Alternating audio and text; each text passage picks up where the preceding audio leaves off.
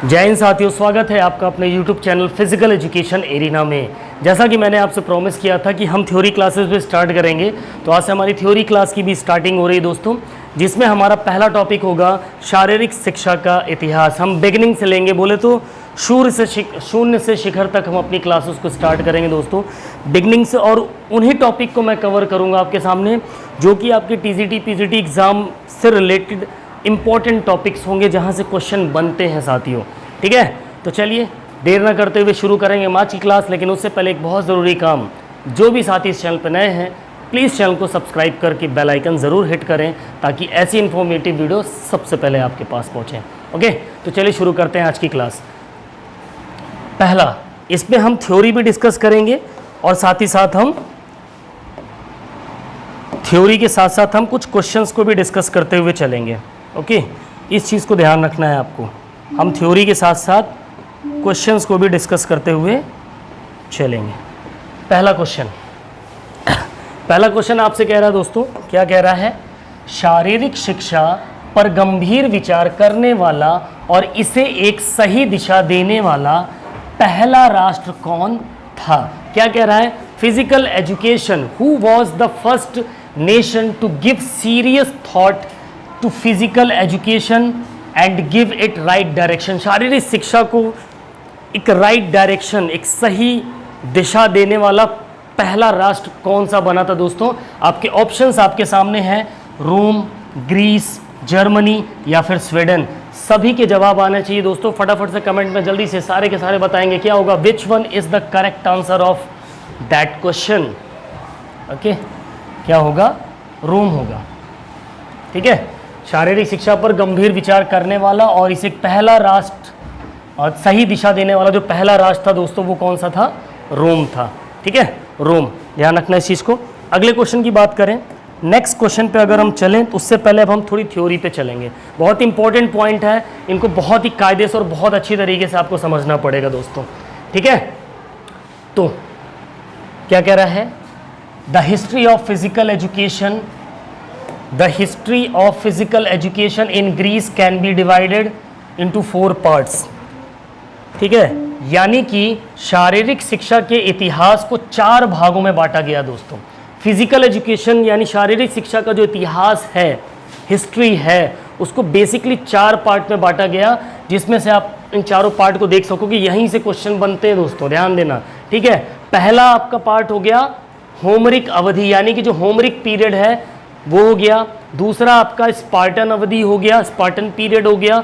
तीसरा आपका प्रारंभिक एशियन काल, यानी कि अर्ली एंथियन पीरियड। ठीक है, अर्ली एथेनियन पीरियड, तीसरा प्रारंभिक एथेनियन काल, अर्ली एथेनियन पीरियड। और चौथा आपका बाद का एशियन काल, या इसको हम स्वर्ण काल भी बोलते हैं, लेटर एथेनियन पीरियड या गोल्डन पीरियड भी बोलते हैं इसको हम।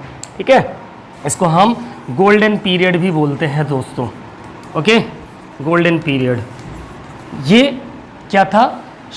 ग्रीस के अंदर। ठीक है, हिस्ट्री ऑफ ग्रीस में जब हम जाएंगे तो ग्रीस के अंदर यहाँ से आपसे क्वेश्चन पुटअप होते हैं कि ग्रीस में शारीरिक शिक्षा को कितने भागों में विभाजित किया गया? तो 4 भागों में विभाजित किया गया। और उन चारों भागों की बात करें तो हम Homeric period, Spartan period, early Athenian period और लेटर एथेनियन पीरियड, और इसी को गोल्डन पीरियड भी कहा जाता है। ठीक है, अगले स्लाइड पे चलें तो एक इंपॉर्टेंट पॉइंट आपके सामने यहाँ पर कुछ और दिखेंगे। जैसे होमरिक काल की बात करते हैं। ठीक है, जैसे यहाँ पर मैंने क्या बोला, इन चारों के बारे में बात हुई, तब इन चारों में सबसे पहला हम पकड़ेंगे होमरिक पीरियड। तो होमरिक पीरियड की बात करेंगे तो होमरिक काल में क्या था दोस्तों? इस काल में नेत्रहीन कवि होमर एक कवि थे जो कि नेत्रहीन थे। ये पॉइंट को भी ध्यान रखिएगा, नेत्रहीन थे होमर। इन्होंने 2 विश्व प्रसिद्ध महाकाव्य इलियाड और ओडिसी की रचना की। यहाँ से आपका क्वेश्चन बनता है दोस्तों। ठीक है, आपके एग्जाम में यहाँ से क्वेश्चन आता है, इलियाड और ओडिसी की रचयिता या रचना किसने की थी? तो किसने की थी? होमर ने की थी, जो कि एक नेत्रहीन कवि थे। ठीक है, बहुत इंपॉर्टेंट पॉइंट्स हैं दोस्तों। ठीक है, अगला, इस काल में होमर को यूनान का शिक्षक कहा जाता था। दूसरा क्वेश्चन आपका यहाँ से बनेगा, सेकंड क्वेश्चन आपका यहाँ से बनता है, होमर क्या थे? होमर को क्या बोला जाता था? यूनान का शिक्षक यानी एडुकेटर ऑफ ग्रीस कहा जाता था इनको। तीसरा पॉइंट की अगर मैं बात करूं होमर काल के अंदर, होमरिक पीरियड के अंदर, तो धार्मिक प्रथाओं और सिद्धांतों का हिमायती था कौन? होमर। होमर कौन था? होमर आपका धार्मिक प्रथाओं और सिद्धांतों, प्रिंसिपल्स पर चलने वाला व्यक्ति था, वो कवि था। ठीक है, इस महाकाव्य में शिक्षा का उद्देश्य मनुष्य को कर्मशील और ज्ञानी बनाना बताया गया है। कौन से महाकाव्य में? इलियाड और ओडिसी में। ठीक है, इसमें भी आदर्श वाक्य, व्यक्तिगत उत्कृष्टता था। जो इलियाड और ओडिसी के जो आदर्श वाक्य थे दोस्तों, वो व्यक्तिगत और उत्कृष्टता था। ठीक है, यूनानी जीवन के मुख्य स्तंभों के रूप में स्वास्थ्य और फिटनेस को महत्व दिया गया। होमर अपने महाकाव्य में निम्नलिखित का वर्णन करता है, जैसे रथ दौड़, कुश्ती, पैदल दौड़, तीर चलाना, एथलेटिक, नृत्य और भी ढेर सारे इवेंट होमरिक पीरियड में काफ़ी माने जाते थे या कराए जाते थे। तो यहाँ से भी आपके क्वेश्चन कभी कभी बन जाते हैं दोस्तों। ठीक है, तो ये था होमरिक पीरियड के बारे में। होमरिक पीरियड के बाद फिर आता है आपका कौन सा? स्पार्टन काल, जो कि बहुत ही इंपॉर्टेंट है फिजिकल एजुकेशन के इतिहास के लिए। ठीक है, स्पार्टन काल की बात मैं करूं तो स्पार्टन पीरियड यानी कि स्पार्टन काल, इसे आधुनिक अधिनायकवादी युग कहा गया। अधिनायकवादी युग या शास्त्रीय युग।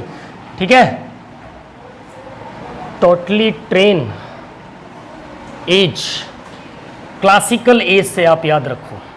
ठीक है, स्पार्टन पीरियड को हम क्लासिकल एज के नाम से भी जानते हैं। ओके, इस राज्य ने बेहतरीन, स्पार्टा क्या था? एक राज्य था, बेहतरीन सैनिक पैदा किए। स्पार्टा में मेनली किस चीज़ की, जो शारीरिक शिक्षा की दक्षता प्रशिक्षण जो दिए जाते थे ना, वो बेसिकली सैनिक बनाने के लिए, सैनिकों को पैदा करने के लिए, उनको बनाने के लिए उनकी फिजिकल ट्रेनिंग की जाती थी। स्पार्टा के लिए राज्य सर्वोच्च था, उनके लिए सबसे ऊपर अपना राज्य था, क्योंकि उनका मानना था कि जीवन व्यक्ति का नहीं बल्कि राज्य का है। ठीक है, इस अवधि में नागरिकों को शहर के सैनिक, जो स्पार्टन पीरियड के अंदर जो वहाँ पर लोग रहते थे, जो नागरिक रहते थे, उनको शहर का सैनिक बोला जाता था। ठीक है, याद रखिएगा, यहाँ से भी क्वेश्चन बन सकता है। सोल्जर्स ऑफ सिटी कहा जाता था स्पार्टन में रहने वाले नागरिकों को। ठीक है, नेक्स्ट, स्पार्टन काल में कुछ और इंपॉर्टेंट पॉइंट्स के बारे में हम जानेंगे। तो और इंपॉर्टेंट पॉइंट्स की अगर बात करें तो जन्म के समय प्रत्येक बच्चे की जांच बड़ों द्वारा की जाती थी। जब भी स्पार्टन पीरियड के अंदर कोई बच्चा पैदा होता था तो बड़ों के द्वारा उस बच्चे की जांच की जाती थी। क्या किया थी? किस चीज़ की जांच? कि वो बच्चा स्वस्थ है या नहीं है। अगर अस्वस्थ हुआ तो देखो क्या करते थे, यदि वह स्वस्थ और फिट पाया गया तो उसे पालने की अनुमति दे दी जाती थी। लेकिन अगर वो बच्चा कमज़ोर है पैदा होने के बाद तो उसे टाइग्रिस पर्वत से फेंक दिया जाता था। उस छोटे बच्चे को टाइग्रिस पर्वत से फेंक दिया जाता था, माउंटेन टाइग्रिस से। यहाँ से आपका क्वेश्चन बनता है कि कौन से माउंटेन से अस्वस्थ बच्चों को फेंक दिया जाता? तो माँ ही फेंकती थी अक्सर। ठीक है, जीवन के 7 साल, पहले 7 साल जब वो बच्चा स्वस्थ होता था, स्वस्थ होने के बाद जब वो अपने जीवन के पहले 7 साल किसके साथ बिताता था? अपनी माँ के साथ रहता था। उसके पहले बच्चे के पहले 7 साल उसकी माँ के साथ होंगे। ठीक है, फिर उसे सामान्य बैरक में प्रशिक्षण दिया जाता था। वहाँ एक सामान्य बैरक बनाई जाती थी पहले, वहाँ पर स्पार्टन काल में वहाँ प्रशिक्षण दिया जाता। सैन्य प्रशिक्षण में क्या क्या प्रशिक्षण दिया जाता था? कुश्ती, कूदना, फेंकना आदि ये सब शामिल होते थे, ताकि वो फिट हो सके और एक बढ़िया सैनिक बन सके। इस अवधि में अधिक औपचारिक शिक्षा प्रणाली एगोग, ठीक है, औपचारिक शिक्षा प्रणाली एगोग, जिसे हम शिक्षा विद्यालय भी कह सकते हैं, एगोग को हम शिक्षा विद्यालय भी कह सकते हैं, जिसका पर्यवेक्षण पेडोनोमस अर्थात पर्यवेक्षक द्वारा किया जाता था। ठीक है तो अगर हम बात करें किसकी, ठीक, एगोग क्या है? एगोग एक आपकी क्या है? औपचारिक शिक्षा प्रणाली है। अगर आपसे क्वेश्चन पूछा जाए कि स्पार्टन काल में एगोग का क्या मतलब था, तो ये क्या थी? एक औपचारिक शिक्षा प्रणाली थी जिसमें पर्यवेक्षण में पेडोनोमस अर्थात पर्यवेक्षक द्वारा किया जाता था, जो पेडोनोमस द्वारा उसका पर्यवेक्षण किया जाता था। ठीक है, पेडोनोमस किसको बोला जाता था? पेडोनोमस एक पर्यवेक्षक होते थे उस टाइम पे। यहाँ से आपका क्वेश्चन बनेगा दोस्तों, पूछा जा सकता है कि स्पार्टन काल में या ग्रीक के इतिहास में या ग्रीस में पुराने टाइम पे पर्यवेक्षक को क्या कहा जाता था? तो पेडोनोमस कहा जाता था। पेडोनोमस पर्यवेक्षक या अधीक्षक को बोला जाता है, जिसको हम सुपरवाइजर भी बोल सकते हैं या सुपरिटेंडेंट भी बोल सकते हैं। ओके, अगली स्लाइड पे चलते हैं। नेक्स्ट स्लाइड बहुत ही इंपॉर्टेंट क्लास है दोस्तों। मैं देखो दोस्तों, मेरा काम ये है ना कि मैं आपको बेहतर से बेहतर कंटेंट दे सकूं, इसलिए ज़्यादा से ज़्यादा इस चैनल को शेयर करिए, अपने दोस्तों को कनेक्ट करिए, ताकि ऐसी इंफॉर्मेटिव क्लास सबके पास पहुँचे। और अगर मैं मेहनत कर रहा हूँ तो थोड़ी सी मेहनत आपको भी करनी पड़ेगी, और शेयर करने में बस एक 31 उंगली का काम है। ऐसे टच कर दो, अपने दोस्तों के पास भेज दो, पहुँच जाएगा, है ना? ठीक, अगली स्लाइड पे चलते हैं। नेक्स्ट स्लाइड आपसे क्या कह रही है? ये भी स्पार्टन काल है। स्पार्टन काल की स्लाइड ज़्यादा इसलिए रखी मैंने क्योंकि कहीं ना कहीं यहाँ से बहुत ढेर सारे क्वेश्चन आपसे पुटअप होते हैं और अक्सर बच्चे इतिहास में कंफ्यूज हो जाते हैं। तो मेरी ये जो स्लाइड्स हैं, ये PDF आपको मेरे टेलीग्राम चैनल पे अवेलेबल हो जाएगी। टेलीग्राम चैनल का लिंक मेरे वीडियो के डिस्क्रिप्शन में मिल जाएगा आपको, ठीक है? इस वीडियो में नहीं मिलता तो आप मेरी पुरानी वीडियो पर विजिट करिए, वहाँ डिस्क्रिप्शन में टेलीग्राम चैनल का लिंक दे रखा है मैंने। ओके, और बात करते हैं स्पार्टन में महिलाओं की शिक्षा की बात करते हैं। जो स्पार्टन काल था उसमें महिलाओं की जो शिक्षा होती थी वो पुरुषों के समान थी। देखो, आज की डेट में महिलाएं पुरुषों के बराबर नहीं शिक्षित हो पा रही हैं। उस समय स्पार्टन काल में पुरुष और महिला की शिक्षा एक बराबर होती थी, इसीलिए आज की डेट में वो सारी डेवलप्ड कंट्री हो चुकी हैं, ठीक है? 20 साल की उम्र के बाद वह आम तौर पर शादी हो जाने के कारण सार्वजनिक रूप से व्यायाम करना छोड़ देती थीं। जब महिलाओं की शादी हो जाती थी 20 साल की उम्र के बाद तो व्यायाम करना छोड़ देती थीं सार्वजनिक रूप से, मतलब ये नहीं कि कहीं भी एक्सरसाइज, अपने घर वगैरह में करते रहते थे। अब नृत्य विबासिस, जिम्नास्टिक नृत्य, स्पार्टन काल का एक नृत्य है विबासिस। यहाँ से क्वेश्चन पूछता है विबासिस, विबासिस, विबासिस, विबासिस, विबासिस क्या है? एक जिम्नास्टिक डांस का फॉर्म है, ठीक है? ये भी आपके स्पार्टन काल में ही रखा गया। धार्मिक नृत्य, घर और कैराइटिस, ठीक है? मार्शल डांस, युद्ध नृत्य। और इफोरस राज्य के अधिकारी, इफोरस किसको बोला जाता था? राज्य के अधिकारी को बोला जाता था। जो राज्य का अधिकारी होता था उसको हम इफोरस बोलते थे, ठीक है? फिर खेल के मैदान को प्लेटिनिस्टस बोलते थे। जो स्पार्टन काल का खेल के मैदान हुआ करते थे दोस्तों, उसको प्लेटिनिस्टस बोलते थे, प्लेटिनिस्टस, ठीक है? ये सब क्वेश्चन हैं, आप ये मत जाओ कि सर थ्योरी पढ़ा रहे हो, स्लाइड में 2 3 4 स्लाइड जो मैंने पढ़ाई ना, आपकी 20-25 क्वेश्चन यहीं से कवर हो गए, ठीक है? इसलिए बोल रहा हूँ बहुत इंपॉर्टेंट क्लास है। ओके, नेक्स्ट कि अगर मैं बात करूँ, अब आ जाते हैं प्रारंभिक एथेनियन काल, ठीक है? प्रारंभिक एथेनियन काल या अर्ली एथेनियन पीरियड की अगर मैं बात करूं तो वे सर्वांगीण विकास में विश्वास करते थे। जो प्रारंभिक एथेनियन काल के लोग थे वो सर्वांगीण विकास की बात करते थे। जैसे वो चाहते थे कि हमारा मेंटल डेवलपमेंट भी हो, फिजिकल डेवलपमेंट भी हो और सोशल इकोनॉमिकल डेवलपमेंट भी होना चाहिए। इसलिए उनकी शिक्षा प्रकृति समावेशी थी। उनकी जो शिक्षा प्रकृति थी वो समावेशी थी। ओके, एथेंस में नैतिकता, सौंदर्य शास्त्र, गणित और एथलेटिक्स, ठीक है? एथिक्स, एथलेटिक्स, एथलेटिक्स नहीं होगा, गणित और एस्थेटिक्स, एस्थेटिक्स होना चाहिए, ठीक है? फिर मैथमेटिक्स और एथलेटिक्स में संपूर्ण शिक्षा शामिल थी, एस्थेटिक्स होगा। 7 साल की उम्र के बाद उन्हें निम्नलिखित स्कूलों में भेजा जाता था। अब प्रारंभिक एथेनियन काल के जो विद्यालय होते थे दोस्तों, उनके क्या नाम थे? जैसे प्लेस्ट्रा या पैलेस्ट्रा। पैलेस्ट्रा क्या है? कुश्ती का विद्यालय को पैलेस्ट्रा कहा जाता था, ठीक है? रेसलिंग स्कूल जो होते थे एथेनियन काल में, उनको पैलेस्ट्रा बोला जाता था। यहाँ से आपका क्वेश्चन बनता है, एक इम्पॉर्टेंट पॉइंट है ये। ओके, फिर डिडास्केलियम, डिडास्केलियम म्यूजिक स्कूल को कहा जाता था दोस्तों, ठीक है? जो एथेनियन काल के म्यूजिक स्कूल थे उनको डिडास्केलियम बोला जाता था। यहाँ से एक क्वेश्चन बनेगा आपका, ठीक है? और ये सब वो पॉइंट है जहाँ से अब पुराने कितने भी एग्जाम उठा कर देख लेना, यहीं सबसे क्वेश्चन आपके हिस्ट्री ऑफ फिजिकल एजुकेशन में पूछा जाता है। ओके, यहाँ शारीरिक शिक्षा शिक्षक या संस्थान के प्रभारी को पेडोड्राइव बोला जाता था। पेडोड्राइव किसको बोलते थे? कोई संस्थान का प्रभारी हो या शारीरिक शिक्षा का शिक्षक हो, इनको पेडोड्राइव बोला जाता था। यहाँ से भी क्वेश्चन आपका बनता है साथियों। ओके, अगले पॉइंट पे चले। नेक्स्ट एक इंपॉर्टेंट पॉइंट, ध्यान से देखिए इसको, ठीक है। प्रारंभिक एथेनियन काल में, इस युग में पैन हेलेनिक खेलों, कौन से खेल? पैन हेलेनिक खेलों, पैन हेलेनिक गेम्स के 4 आयोजन हुआ करते थे। कौन कौन से game? Pan Hellenic games, pan Hellenic games. जो पैन हेलेनिक गेम्स थे वो बेसिकली आपके 4 पार्ट में डिवाइडेड थे दोस्तों। 4 पार्ट की अगर मैं बात करूं तो एक था आपका ओलंपिक गेम्स, ठीक है, ओलंपिक गेम्स थे। दूसरा आपका पाइथियन गेम्स, ठीक है। तीसरा आपका ईस्थमियन गेम्स,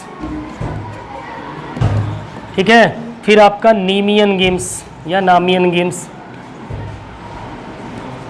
ठीक है। ये 4 प्रकार की आपके पैन हेलेनिक गेम्स में आते हैं, ठीक है। ध्यान रखना, क्वेश्चन आपसे पुटअप हो सकता है कि पैन हेलेनिक गेम्स को कितनी कैटेगरी में डिवाइड किया गया। तो बेसिकली 4 कैटेगरी में डिवाइड किया गया। ओलंपिक गेम्स में डिवाइड किया गया, पाइथियन गेम्स में डिवाइड किया गया, ईस्थमियन गेम्स में डिवाइड किया गया और नीमियन गेम्स में डिवाइड किया गया। ये चारों से क्वेश्चन आपके यूपीटीजीटी फिजिकल एजुकेशन के जितने भी एग्ज़ाम होते हैं, चाहे वो आपका एस्टेट ले लो, बीपीएससी ले लो, केवीएस ले लो, नवोदय ले लो, ठीक है, यहाँ से 100% क्वेश्चन आपके सामने आएगा, ठीक है। अगर मैं बात करूं, ठीक है, ओलंपिक खेलों में, चलो थोड़ा सा बात कर लेते हैं। पहला उन जो पैन हेलेनिक गेम्स थे हमारे, उसमें पहला खेल था ओलंपिक। तो ओलंपिक की ही बात कर लेते हैं, एक सेकेंड, ठीक, ओलंपिक की ही हम बात कर लेते हैं, ठीक है। तो ओलंपिक, ये बहुत इंपॉर्टेंट पॉइंट है सभी के लिए, ठीक है। ये पॉइंट सबके लिए इंपॉर्टेंट है, ध्यान देना, इसको नोट भी कर लेना आप लोगों के। ओलंपिक गेम्स की अगर मैं बात करूं तो प्राचीन ओलंपिक खेलों की शुरुआत बेटा कब हुई दोस्तों? 776 ईसा पूर्व में। कौन से ओलंपिक स्टार्ट हुए? एंशियंट ओलंपिक स्टार्ट हुए। कौन से ओलंपिक स्टार्ट हुए? एंशियंट, यानी कि प्राचीन ओलंपिक खेल शुरू हुए 776 ईसा पूर्व में, ठीक है, 776 ईसा पूर्व में। वहीं अगर मॉडर्न ओलंपिक की बात की जाए, यहाँ से भी क्वेश्चन आपसे पुटअप हो सकता है, मॉडर्न ओलंपिक, ठीक है। तो मॉडर्न ओलंपिक 1896 में पहले खेले गए, ठीक है। पाइथियन गेम्स की बात, पहला हो गया ओलंपिक खेल। ओलंपिक खेल में अगर हम बात करें तो जो प्राचीन ओलंपिक खेल थे दोस्तों 5 अगस्त में होते थे। कब होते थे? अगस्त में होते थे ये, और 4 से 5 दिन का खेल होता था ये पूरा। किसके सम्मान में होते थे? तो ये भगवान गॉड जियूस के सम्मान में किए जाते थे। गॉड जियूस के सम्मान में आपके प्राचीन ओलंपिक खेल होते थे, और भगवान जियूस को आकाश का देवता कहा जाता था, गॉड ऑफ स्काई कहा जाता था, गॉड ऑफ स्काई। ओके, फिर दूसरा हम पाइथियन गेम्स की बात करें, जो कि आपके पैन हेलेनिक गेम्स का दूसरा पार्ट है, पाइथियन गेम्स। तो पाइथियन गेम्स की अगर मैं बात करूं तो ये डेल्फी में आयोजित होते थे। यहाँ से आपके क्वेश्चन बनेंगे, डेल्फी में आयोजित होते थे, और ये हर 4 साल के बाद आयोजित कराए जाते थे दोस्तों। इस स्पर्धा में कौन कौन से इवेंट होते थे? उसमें रथ दौड़ होती थी और घुड़दौड़ होती थी। सम्मान में, किसके सम्मान में मनाए जाते थे अगर हम बात करें तो भगवान अपोलो, अपोलो देवता के सम्मान में मनाए जाते थे। इनको हम बोलते थे god of sun, god of sun. यहाँ से क्वेश्चन पूछा जाता है गॉड ऑफ सन किसको बोलते हैं? तो गॉड ऑफ सन हम अपोलो को बोलते हैं, ठीक है। और अपोलो के सम्मान में कौन से गेम मनाए जाते हैं दोस्तों? पाइथियन गेम कराए जाते थे। ओलंपिक खेल किसके सम्मान में कराए जाते थे? गॉड जियस के सम्मान में कराए जाते थे, गॉड जियस के सम्मान में कराए जाते थे। ओके, नेक्स्ट अगर हम देखें एक इंपॉर्टेंट पॉइंट आपके लिए, तीसरा ईस्थमियन खेल। पैन हेलेनिक गेम्स का तीसरा खेल का प्रकार है दोस्तों आपका, वो है ईस्थमियन गेम्स, ठीक है। ईस्थमियन गेम्स की अगर मैं बात करूं तो ईस्थमियन गेम कोरिंथ में होते थे। कोरिंथ में कहाँ कराए जाते थे? कोरिंथ में कराए जाते थे, ठीक है। प्रत्येक ओलंपिक के दूसरे और चौथे वर्ष के दौरान, प्रत्येक ओलंपिक के दूसरे और चौथे वर्ष के दौरान ये आपकी ईस्थमियन गेम्स कराए जाते थे कोरिंथ के अंदर। कार्यक्रम में क्या क्या होता था, इवेंट में आपके एथलेटिक्स होता था, उसमें घुड़सवारी होती थी, नौका विहार और भी ऐसे गेम कराए जाते थे। और ये पोसीडियन भगवान के सम्मान में कराए जाते थे, जिसे हम समुद्र का देवता बोलते थे या god of sea, god of sea या समुद्र का देवता भगवान पोसेडियन। ईस्टमियन खेल किसके सम्मान में मनाए गए, पोसेडियन देवता गॉड ऑफ सी के सम्मान में मनाए जाते थे। यहाँ से 110% क्वेश्चन आप देखने को मिलेगा आपको, ठीक है। और पीडीएफ आपको मिल जाएगी, इससे बेहतर पीपीटी आपको कहीं नहीं मिलेगी, मैं हकीकत बता रहा हूँ, ठीक है। इसलिए ईमानदारी के साथ चैनल को सब्सक्राइब करते हुए जाना, ओके। चलिए, और क्लास में मज़ा आ रहा हो तो एक बढ़िया बढ़िया कमेंट भी कर सकते हो, और साथ ही कुछ और भी आप चाहते हो कि मैं इंप्रूवमेंट करूं अपनी क्लास में तो ज़रूर आप मेरे को गाइड कर सकते हो, ओके। नेक्स्ट अगर हम बात करें, अगला नीमियन गेम्स, पैन हेलेनिक गेम्स के आखिरी खेल है हमारा, चौथा खेल नीमियन गेम्स की अगर हम बात करें, ठीक है। नीमियन गेम्स में तो यह खेल हर 2 साल बाद होते थे, ठीक है। नीमियन गेम्स हर 2 साल में होते थे। भगवान ज्यूस, ये भी गॉड ज्यूस के सम्मान में मनाए जाते थे, गॉड जीएस के सम्मान में मनाए जाते थे। आर्गेलिस में होते थे ये कहाँ कराए जाते थे, आर्गेलिस में। विजेता को पुरस्कार में प्रशंसा दी जाती थी, प्रतिष्ठा और विशेषाधिकार प्रदान किए जाते थे, कुछ अलग से उसको अधिकार दे दिए जाते रहे होंगे, ठीक है, कि सुविधाएं, सुख सुविधाएं मुहैया करा दी जाती रही होंगी, है ना। सो नीमियन गेम्स भी क्लियर हो गया। नेक्स्ट, इसके बाद अगला हम इतिहास में जाएं तो बाद का एथेनियन काल, ठीक है, बाद का एथेनियन काल, यानी जिसको हम गोल्डन पीरियड भी बोलते हैं, लेटर एथेनियन पीरियड और गोल्डन पीरियड, ठीक है। इस युग को ग्रीक के इतिहास का स्वर्ण युग के रूप में भी जाना जाता है। यहां से बनता है क्वेश्चन कि ग्रीक के इतिहास में स्वर्ण युग किसे कहा जाता है, तो किसे कहा जाता है भैया, हाँ भैया, ये किसको कहा जाता है, ये कहा जाता है लेटर एथेनियन पीरियड को, ओके। नेक्स्ट अगर हम बात करें, इसे संक्रमण काल के रूप में भी जाना जाता है, ये भी एक क्वेश्चन है, ठीक है। किस के इतिहास को संक्रमण काल के रूप में जाना जाता है, तो लेटर एथेनियन पीरियड को संक्रमण काल के नाम से भी जाना जाता है। और इसी में आपके महान सुकरात, प्लेटो और अरस्तु, इसी अवधि के अंदर इन तीनों महान आत्माओं का जन्म हुआ, ठीक है, जिन्होंने बड़ी बड़ी चीज़ें फिजिकल एजुकेशन के इतिहास में की हैं और उसको भविष्य को बनाने के लिए, ओके। तो सुकरात, प्लेटो और अरस्तु का जन्म किस काल में हुआ, लेटर एथेनियन पीरियड में हुआ, जिसे कि हम स्वर्ण काल या गोल्डन पीरियड या संक्रमण काल या फिर स्वर्ण युग भी कहा जाता था, ठीक है।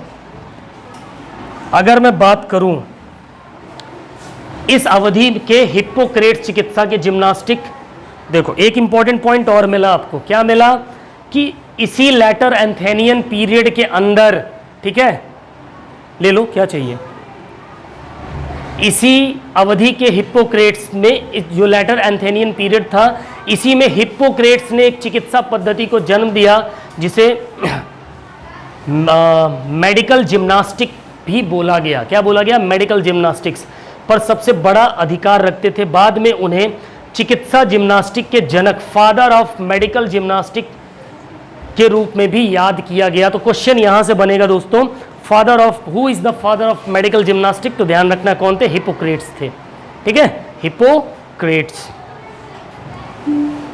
नेक्स्ट स्लाइड पे चले।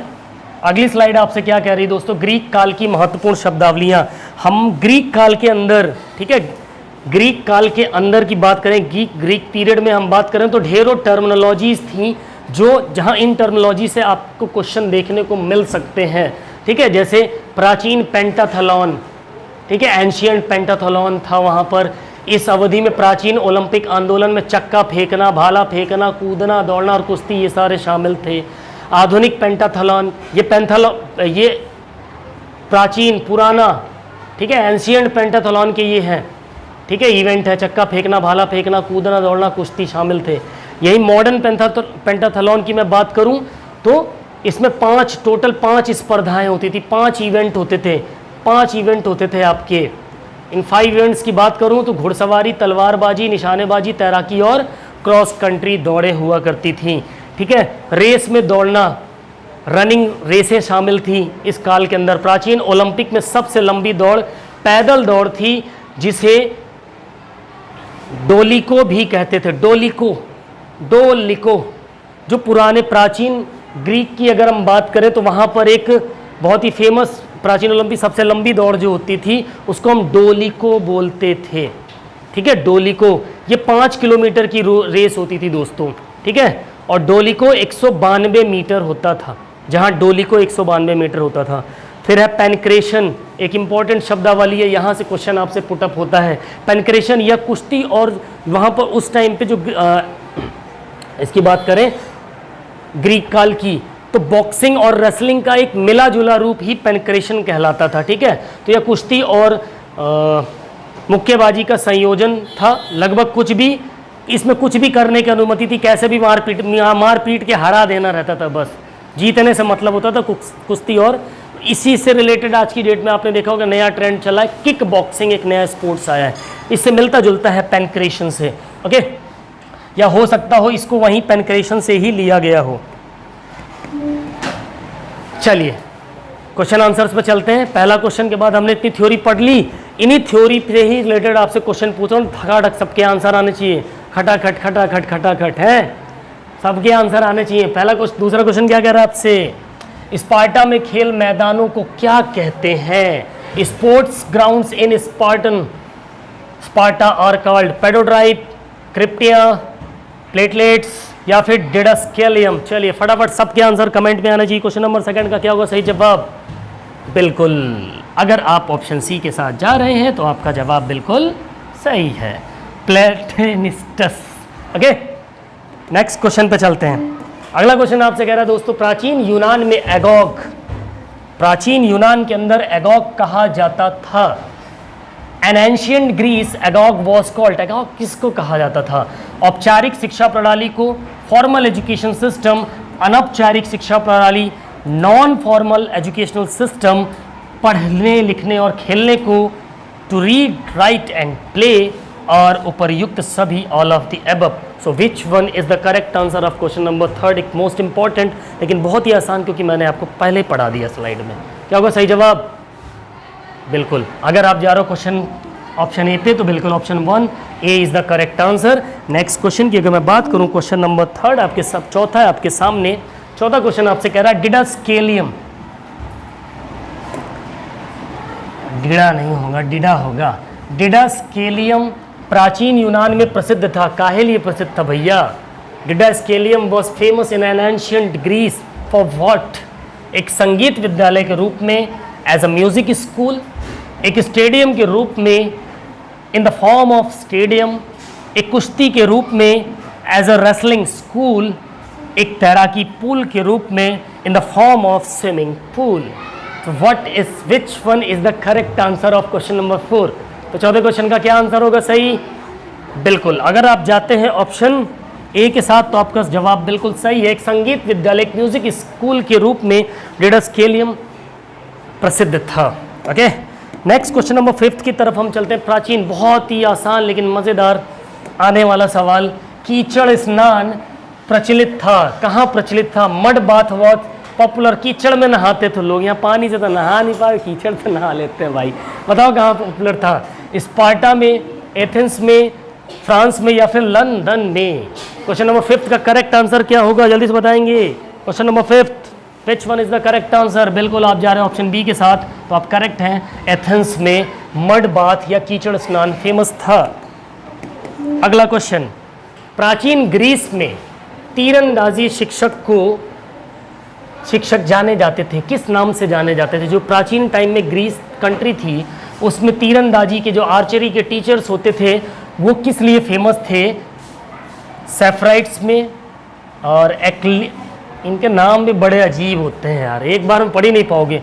एक्लेसिया, पेडोड्राइट्स, फिर टॉक्सोट्स।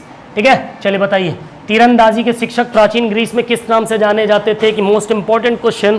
So what is the correct answer of question number 6? बिल्कुल, अगर जा रहे हैं आप किसके साथ? बिल्कुल ऑप्शन डी के साथ अगर आप जा रहे हैं तो आपका option D is the correct answer. ठीक है, यानी कि टॉक्सोट्स, तीरंदाजी के शिक्षक को बोलते थे टॉक्सोट्स। नाउ क्वेश्चन नंबर 7, अभी बताया था ना कि यहाँ से क्वेश्चन बनते हैं। इलियड और ओडिसी के रचयिता कौन थे, अभी बताया था, बहुत आसान। The author of Iliad and Odyssey was, चलो फटाफट सबके आंसर आने चाहिए इसमें। प्लेटो होगा, होमर होगा, सोक्रेट्स होगा कि एरिस्टोटल होगा। Very good, option B is the correct answer, Homer. Now question number 8, 8वां क्वेश्चन, एक बहुत ही आसान सा क्वेश्चन। शारीरिक शिक्षा का स्वर्ण युग किसे कहा जाता था, अभी थोड़ी देर पहले मैंने आपको बताया। It is called the golden age of physical education. Uttar Athens called, Sparta काल, होमर काल या उपरोक्त में से कोई नहीं। चलिए क्वेश्चन नंबर 8 का करेक्ट आंसर क्या होगा, जल्दी से बताएंगे। नॉर्थ एथेंस पीरियड, ये स्वर्ण युग कहलाया, उत्तर एथेंस काल। ठीक है, option A is the correct answer. अगले क्वेश्चन पे चले, 9वां क्वेश्चन। यह कुश्ती और मुक्केबाजी का संयोजन था, अभी बताया थोड़ी देर पहले मैंने, जिसमें बॉक्सिंग और रेसलिंग दोनों को मिला करके बस जीतना रहता था, कैसे भी पटक दो। तो उसको कौन सा खेल बोलते थे, क्या? This was a combination of wrestling and boxing, pankration, paedotribe, ekklesia या टॉक्सोट्स। नाउ क्वेश्चन नंबर 9 का करेक्ट आंसर क्या हो जाएगा दोस्तों? बिल्कुल option A is the correct answer, that is pankration, जो कि मिला जुला रूप है किसका? Boxing and wrestling.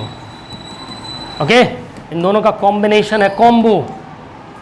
नाउ आज का आखिरी सवाल आपके सामने, बहुत ही आसान सा है, कुछ नहीं है इसमें, लेकिन इम्पोर्टेंट है। आज की क्लास का ये मोस्ट इम्पोर्टेंट सवाल है, 100% आपके एग्जाम में छपने वाला क्वेश्चन है।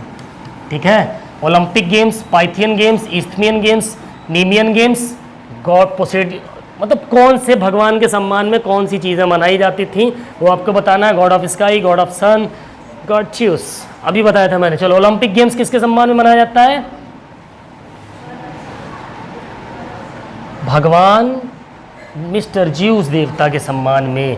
पाइथियन गेम्स किसके सम्मान में मनाए जाते हैं? God of Apollo. Okay, God of Apollo. बड़ी गर्मी है भाई। फिर ईस्थमियन गेम्स की अगर मैं बात करूं, गॉड ऑफ पोसेडियन।